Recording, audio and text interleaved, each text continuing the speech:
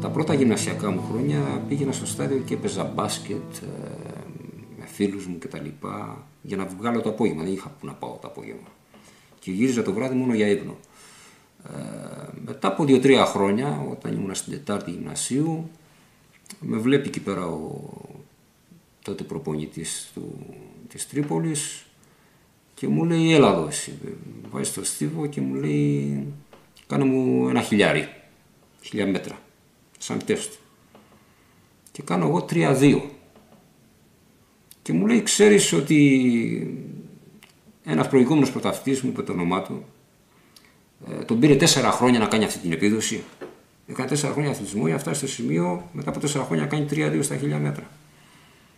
Και ήταν επώνυμο το παιδί αυτό, ας πούμε, και εθνική ομάδα τα χρόνια εκείνα. Λέω, όχι, δεν ξέρω. Μετά μου λέει, πήγαινε ξεκουράσου λίγο και τα λοιπά και κάνουμε άλλο ένα. Ξανακάνουμε άλλο ένα, 3-3. Είναι φοβερό όταν τα έχεις δώσει όλα στο πρώτο, κάνεις κάτι ανάλογο στο δεύτερο. Μου λέει, τι έρχεσαι εδώ πέρα τότε και χαζεύεις και παίζεις από εδώ και από εκεί, ας πούμε, να κάνεις πρωταθλητισμό, να κάνεις αθλητισμό σοβαρά. Λέω, εντάξει, μου λέει, αρχίζουμε από αύριο. Πάω την επόμενη μέρα, 4.400. Κουδούνιζαν τα μυαλά μου. Και μέσα σε αυτές τις διαδικασίες έχω τόσες πολλές αναμνήσεις, αρνητικές κυρίως. Αλλά ένας αγώνας μου κόστισε, ας πούμε, σχεδόν την είσοδό μου στην Γυμναστική Ακαδημία. Ήταν πανελλήνιο πρωτάθλημα μαθητών στην Ολυμπία και όλες οι αποστολές είχαν πάει από την Παρασκευή στην Ολυμπία και εμένα στο ξενοδοχείο και ο αγώνας ήταν την Κυριακή.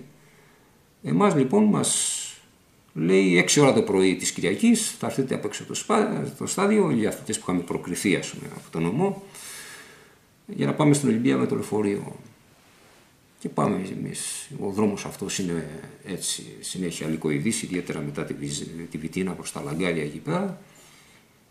Και την ώρα που γινόταν η εκκίνηση, 9 η ώρα, αν δεν κάνω λάθος, εμείς είμαστε ακόμα στο λεωφορείο.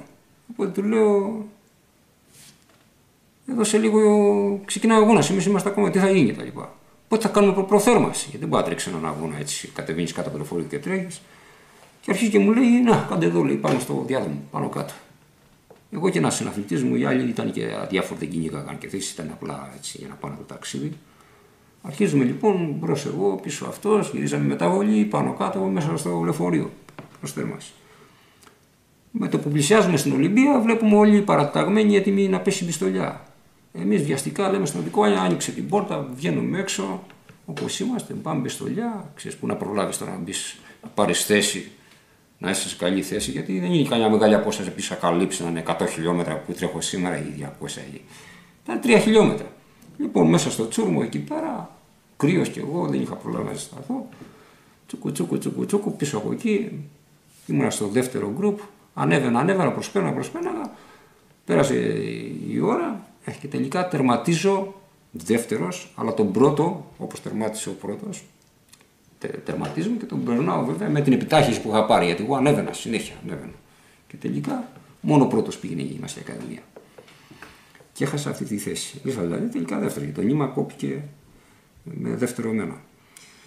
Ήθελα να δουλέψω ως προπονητής, δηλαδή επειδή και με τον εαυτό μου έκανα πειράματα. Ό,τι έκανα, δηλαδή, τα προγράμματα που καταστάλαξα και κάνω σήμερα.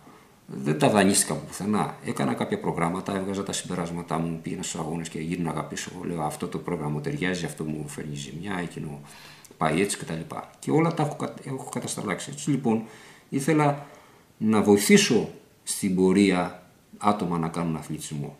Να γίνω δηλαδή προπονητής ουσιαστικά, όχι γυμναστής με την έννοια πας στο σχολείο και κάνεις απλά τη δουλειά σου την τυπική.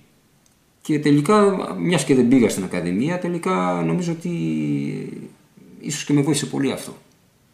Γιατί εξακολουθούσα να αγωνίζομαι, δηλαδή βιοποριστικά να αγωνίζομαι. Δεν βρήκα δηλαδή λύση να βρω κάποια δουλειά. Και μια ζωή έψαχνα για δουλειά, την έχανα, έβρισκα άλλη, ξανά έχανα, ξανά.